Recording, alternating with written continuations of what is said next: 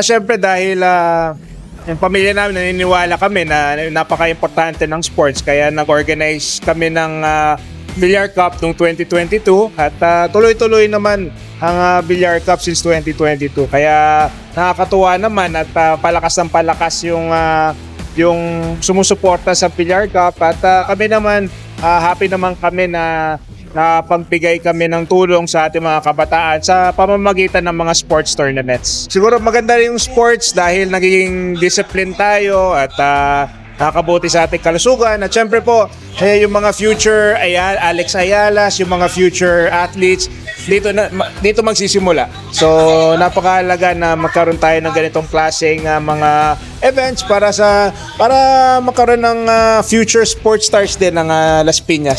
So please join dahil kami naman tuloy-tuloy ang aming pagsusuporta sa sports events lalo na po sa Las Piñas. Kaya sumali na kayo sa Billiard Cup at at least